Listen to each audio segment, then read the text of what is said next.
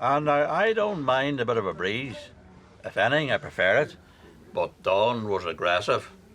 So I says to himself, says I, Colm, this is no day for a do. What's happening? For when the bride arrived, and as I say, by this stage the wind was fierce. My dead. I've never heard wind like it. Is this my wake? Howling like a banshee it was. Am I in hell? So the poor girl, the bride now this is, she arrives anyway, and isn't she no sooner out of the car than she's lifted up in the air like a paper doll and blown into a flower bed. It's actually quite funny. It's Uncle Colm. Well, I'm not taking it. I've been stung once already this week. An hour and 45 minutes talking about his new shoelaces. Sure, I've stopped answering my phone altogether for fear it's him, Mary. Will you take it, Dad? No chance, love. I mean, I know I shouldn't say this about my own brother, but by Christ, he's a boring bastard. Well, is somebody going to take it or not? Don't you be cheeky. Less of the cheek, you. How's it going, Colm? Would you ever think of going cordless? I was brave and cold earlier, that's true. Jana Sharkey went cordless and she's like a new woman now, Jerry. No, it's not as cold now. She can make a call from her living room, from her kitchen, from her bedroom. Right, look, Colm, I don't have long. We're sitting to the chippy here. And the other night, right, and this is no word of a lie, she rang me from the bath. These cordless phones are the future. What? Oh, my God. What's wrong? Our Colm's in the police station. Last night, 2 gunmen forced their way into his house, tied him up, stole his van. Dirty bastards. Oh, God love you, you poor critter. You ought to come straight round here, do you hear me? Oh, of course, of course. Is he all right? He is traumatised, Jerry. You'll take a stick and kidney pie. There was a knock at the door. This must have been, we're talking 8, half 8, for I was halfway through my dinner. And up I got to open it, and there they both were, large as life.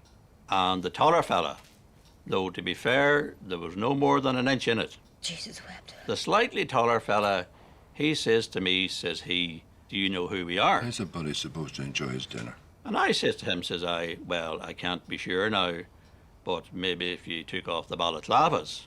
And then he says to me, the slightly taller fella does, he says, step aside, we are armed. Class. And that's when the smaller fella, although as I say, we're talking an inch. Mommy, make it stop. An inch and a half at most. I need a drink. He has the bright idea of tying me to the radiator, you see. And I remember saying to myself, says I, Colm, it's a good job you have the Economy 7 on the old timer, or you'd be roasted here. Did you go for the Economy 7 in the end, Colm? I thought Jesus the hot water settings were a minefield. For the love of God, Sarah, no diversions, please. Aye, come on, let's pick it up. They tied you to the heater. They did indeed.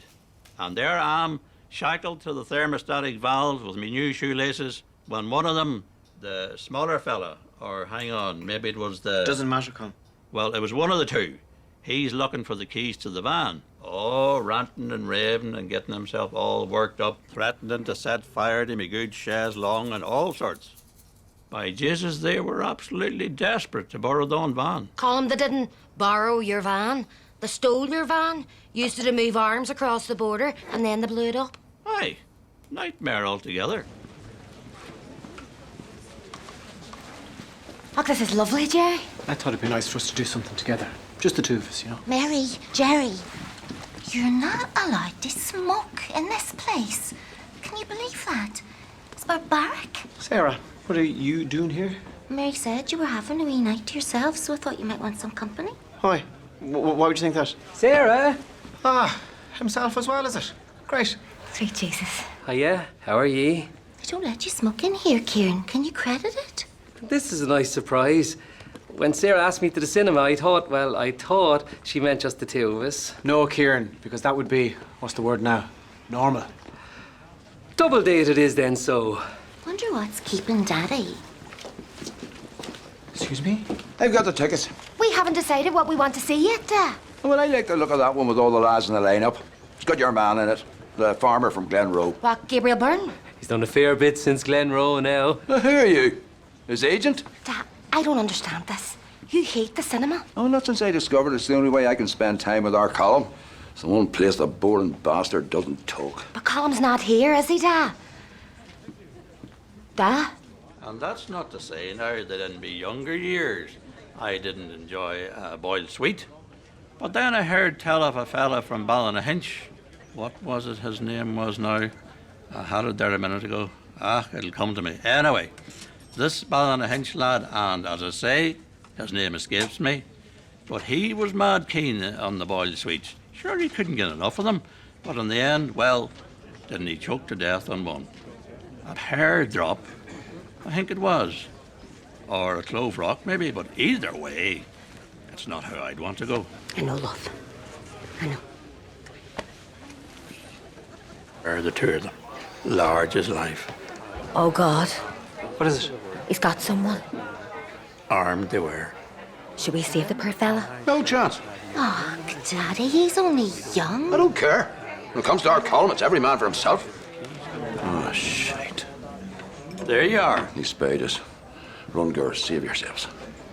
John over there was just saying, you know John, lovely fella, married to Patricia, I think it is, and her mother worked in the credit union, you might remember. Absolutely crippled with the old gallstones, so she was. Christ almighty. And the gallstones, well now, they're no joke. Neighbour of mine, Dickie Donegan, by God, he was tortured with the gallstones, the size of golf balls they were. And what did John say, Colm? For the love of God, what did he say? He was telling me there, John was, that every bean in the place is talking about Sarah's frock. Oh, really? Jesus, but this is an ordeal. Well, at least I got a good day for it, Mary. I'll tell you, I was at one there up in the cathedral last week. By God, the wind could have cut you in two. Fierce it was. And now I don't mind a bit of a breeze. If anything, I prefer it. But dawn was aggressive. And I says to myself, says I, Colm, this is no day for a do. And as it turns out... Can I just stop you there, Colm? Surely, Mary, go ahead. Oh, no, I've nothing to say. I just really, really need you to stop talking. Fair enough.